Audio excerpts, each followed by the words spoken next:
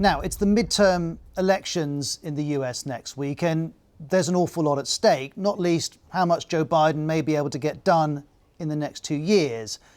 But there's more to these midterms too, because they're helping us understand America's relationship with the truth. This is our country. Elections are always about policies and personalities, but on Wednesday this week, Joe Biden made it about more than that. This is a path to chaos in America. And the president connected that warning directly to this. The 2020 election was rigged and stolen, and now our country is being destroyed. Donald Trump's been saying this since election night. It wasn't true then, it's not true now. And this claim has become a test of Republicans' commitment to facts, to evidence, to reality. Next week's midterms include elections for both houses of Congress and some state governors. And we've worked with the BBC's disinformation unit to look at Republican candidates in these elections. We found that 35% of the candidates have publicly and fully denied the 2020 election result. Of those, 3/4 are projected to win. And overall, 53% of these candidates have questioned the election result, and these candidates are in sync with many Republican voters. One poll this year found that only 32% of Republican voters think the 2020 election was free and fair. Certainly, we can see this in how some Republicans are positioning themselves. One example is Kari Lake, who's running for governor in Arizona. If you're watching this ad right now, it means you're in the middle of watching a fake news program. You know how to know it's fake? Because they won't even cover the biggest story out there, the rigged election of 2020. Of course, the media did cover the election. There's just no evidence it was rigged. And the BBC's Cathy Kay asked Kari Lake about this. Do you really believe the 2020 election was stolen? Yes, absolutely. I'm not the only one who believes it. She isn't the only one. And Donald Trump believes this is what his supporters want to hear. Blake Masters is also running in Arizona. He's standing for Senate.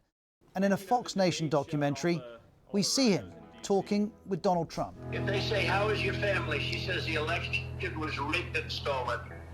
You'll lose if you go soft. You're going to lose that at the base. You'll lose it if you go soft, Mr. Trump says. And next week's elections will be a test of that theory. But already this week, another story is testing Republicans' relationship with the truth. A brazen and violent assault. Paul Pelosi, the husband of House Speaker Nancy Pelosi, brutalized. Seriously injured after a horrifying attack with a hammer inside the couple's home. The suspect trying to tie him up, quote, until Nancy got home. The attack was last Friday morning, and senior Republicans condemned it. Well, let me be perfectly clear. Violence or threat of violence has no place in our society. And what happened to Paul Pelosi is wrong. Soon, we were learning about the attacker too. The LA Times reported that he spread QAnon and other far-right bigoted conspiracies on his blog. But Donald Trump's daughter-in-law was clear on one thing. Anyone trying to connect this guy in any way to a political party, to any other person, you can't do that.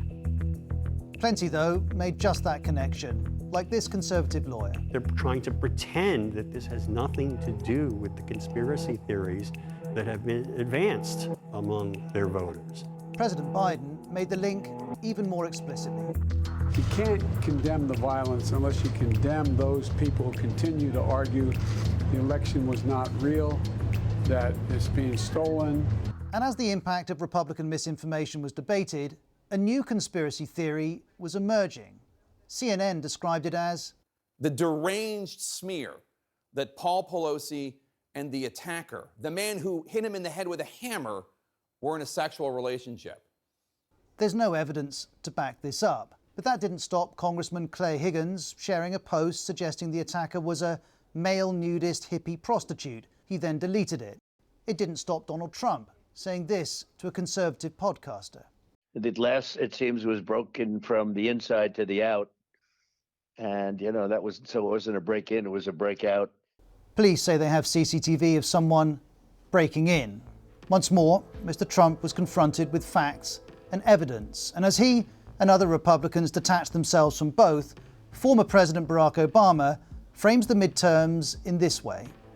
Democracy itself is also on the ballot. One senior Republican says the Democrats are simply trying to divide and deflect. Another Republican makes this point. Wacky ideas have been around as long as there's been more than one person introducing the topic in a political conversation.